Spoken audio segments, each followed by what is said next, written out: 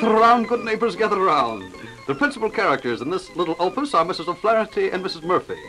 They were next-door neighbors, and as in so many cases of pure Irish extraction, Mrs. O'Flaherty and Mrs. Murphy, after engaging in friendly, neighborly conversation to start with, would wind up in a knockdown free-for-all that you could hear for blocks around. One morning, just before Pat O'Flaherty left for work, he said to his missus, "Sure now, Maggie, that you're expecting a baby. Don't forget to go to the doctor this morning for a checkup, and remember to be sure and have him take a specimen.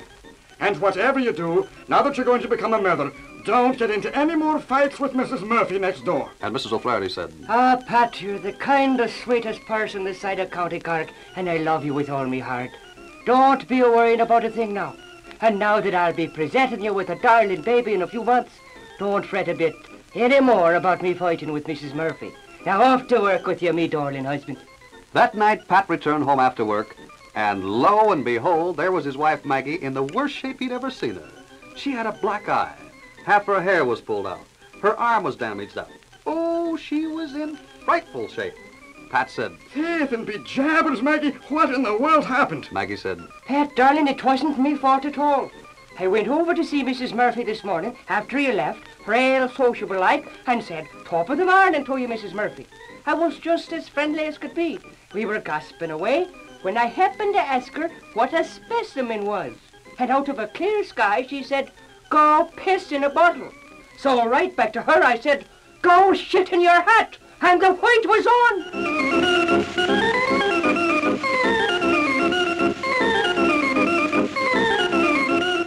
The scene changes, and the time 12 years later. And incidentally, Pat hasn't lost any time. There are 12 children by this stage of the game. There's only 2 bedrooms, and naturally the house is getting a little cluttered up. So Pat figured he'd have to do something in a hurry.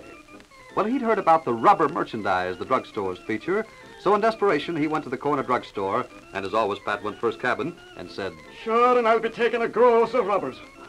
So the clerk wrapped him up a whole gross of rubbers. Well, there weren't any instructions on them, so Pat ate the whole damned works. 2 weeks later, Pat happened by the same drugstore, and the clerk said, "Hello, Pat. Glad to see you.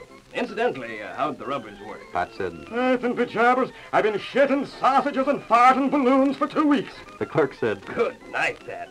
Let me show you how to use these." So he gave him a little demonstration, took him in the back room and showed him how. And then Pat said, "Well, what do you know now? Will wonders never cease?" So Pat went home, and that night he put one of the rubbers on, but it looked a little thin and a little delicate to him. So he put 2 of them on, one on top of the other to make sure. Then he and Maggie got in the groove. As they were making wild, Irish, passionate love, Maggie looked up at him with her big, starry Irish eyes and said, "Pat, should we be calling this one Dinny?" And Pat said, "Faith and be jabbers, if the little son of a bitch gets out of these rubber jackets, we'll call him Houdini."